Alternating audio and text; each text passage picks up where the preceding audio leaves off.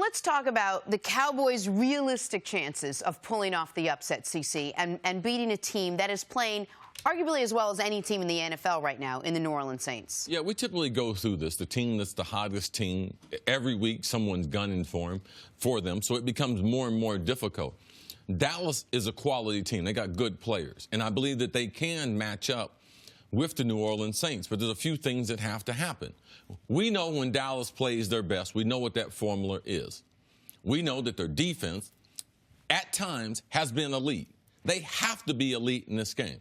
They have to, as Nick would say, kind of recalibrate the game where they're able to get extra possessions, be more aggressive, say once they cross the 50, they're always going to be in 4-down territory. We know in the NFL it's almost impossible to win if you don't win the turnover margin, but I just believe the style for which they do it is through Ezekiel Elliott. Swallow your pride. Don't try to go through your quarterback. You need to go through your tailback, and I believe that is the table for the play-action pass, because in those two areas, they have to be very, very special. And their defense, I know they've talked a lot this week. They're going to have to play an elite level because Drew Brees, to me, is playing the best quarterbacking that I think that he's ever played in this great career that he's had. What do we think the most points the Cowboys can score is?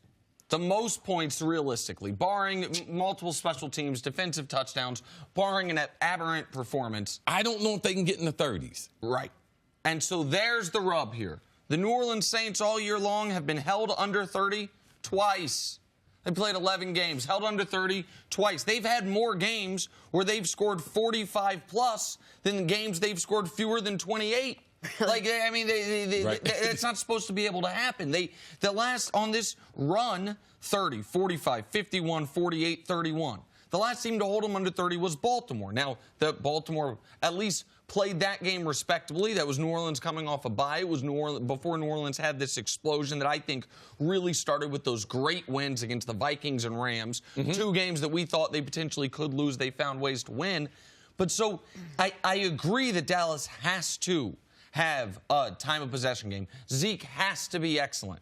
But you cannot beat this team 21-17. That game does not exist.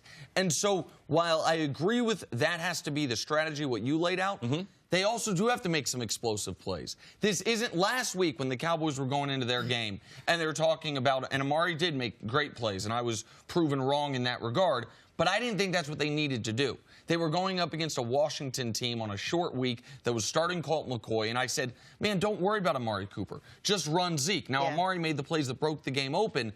Against New Orleans, they need all of their offensive weapons to have game-of-the-year type of things. That's what Jerry's talking about. As silly as it is, every play is a Super Bowl play. That's ridiculous. But they need all of their guys to be in the running for the best game of the year they've had offensively, because this Saints team, they scored 31 last week with Michael Thomas and Alvin Kamara combining for less than 70 receiving yards, 0 touchdowns. With guys we never heard of. Right, Dan Connor and or Dan Arnold, whoever he was. There is no way to slow down the Saints offense, really. You can just temper how much they beat you, and so can you score with them? Here's the problem. What's the one way that the Cowboys are going to be successful? Running Zeke, right? That's how they're successful. Yes. The Saints have the #1 rush defense. Tell me how you get through that, because this is what the Cowboys do. They're going to want to change the game plan and say, all right, now Amari Cooper played well last Thursday.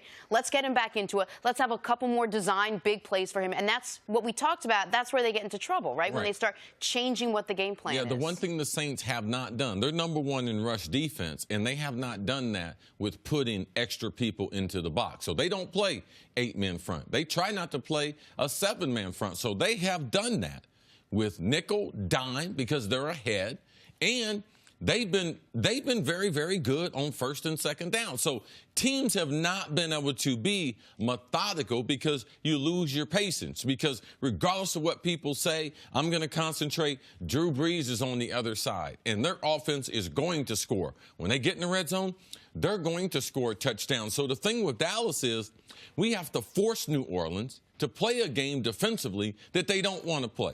They can be #1 in the NFL, but they're going to have to do it with an 8-man box. So it's not a matter of how many yards I get running the ball. It's a matter of how many attempts. I need to force the defensive coordinator of New Orleans to say, I need to put that extra guy down in the box because then that part is going to help out Dak in the passing game. But I am forcing them, Zeke, I am giving him the ball at least 28 times. And if I throw him the ball out of the backfield, if he touches the ball 30 times, I believe that's the best recipe for the Cowboys, Nick. New Orleans' offensive numbers are so skewed that they are skewing their defensive numbers. New Orleans first in the league in points, first in the league in points per drive, and first in the league in fewest turnovers. They have been so good offensively that it tricks people into what their defense actually is. Because you look at their defense, you're like, oh, best rush defense in the league, third worst pass defense in the league. That's by the traditional just yardage stats. If you want to really get into the weeds, the Football Outsiders have a DVOA stat that really takes time, score, situation, accounts for it. That gives you a better idea of who this team really is. Their pass defense is better than 30th. They're giving up a bunch of yards because teams are trailing. They're doing nothing but passing. And the Saints are in games where a lot of times they're playing soft coverage throughout the fourth quarter because they're just trying to get to the finish line with nobody getting hurt and with the game ending as quickly as possible. The rush defense looks as good as it is because so many teams this year have had to abandon the run in the second half. So I do think their rush defense is better than their pass defense, but I don't actually think the Saints have the best run defense in football. They do statistically, but I think this is how good of a year Drew Brees is having. Drew Brees has been one of their best run defenders. That offense has been so good, teams have been. I feel better if Dallas was playing the Rams. Because regardless of what the stats state, you can run against the Rams. Right. The Saints, you have not been able to run against them, regardless of what you see on the other side. That's why it requires a great deal of patience. When you look at games like this, we often throw in words like trap game, right? Because this is the kind of game that would be very easy for the Saints to look past. This is a Cowboys team that just recently caught fire. There's a lot of things they do well, but there are a lot of things they don't do well, and we can sort of game plan around that. As a former player, how do you have to trick yourself into not looking past a certain game, and does that fall on Sean Payton? I actually thought the trap game was going to be Thanksgiving, playing late at night, tough after early. It's really hard to play that Thanksgiving game, even though they were playing at home. I thought that was the game that potentially that they could be a little bit lax. But you can see now they had like a mini bye.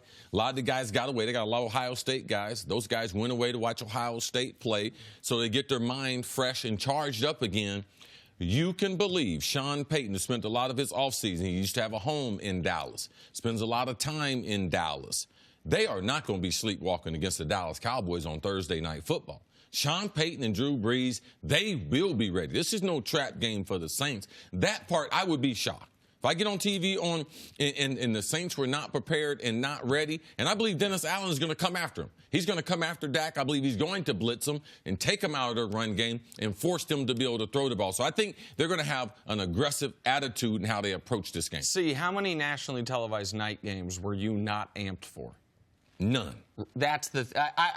If it were a 1 p.m. kickoff with 12 other games going on after when you're 10-1, then I would buy into it more. You are playing a team that is the league's most popular, even if it's far from the league's best in Dallas. You are in a situation where you're having to go on the road and the whole world's watching. And by the way, they don't have any cushion.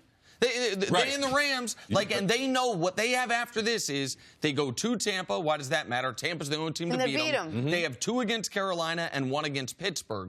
This is big. The Saints probably have to go a minimum of 14-2 to get the #1 overall seed. They might have to go 15-1 to get it. So I think their attention to detail and their focus is going to be at a fever pitch the rest of the I'm with Nick as far as that focus. I believe after this game we could be talking about, man, Drew Brees, him and Sean Payton have this team focused like they're trying to get to another Super Bowl. What Jerry Jones was talking about, I believe the Saints, I believe this is a special type of year for them. They got a special group of guys. And Drew Brees, now listen, we haven't seen a quarterback play at this level. Right. It's a treat to be able to watch him, and he's going to put on the show on Thursday night. All right, we'll talk much more about this. Thanks for watching. Subscribe here to get the latest from the show. Also, be sure to check out more of the best clips from First Things First, or go watch a few segments from our other shows on FS1.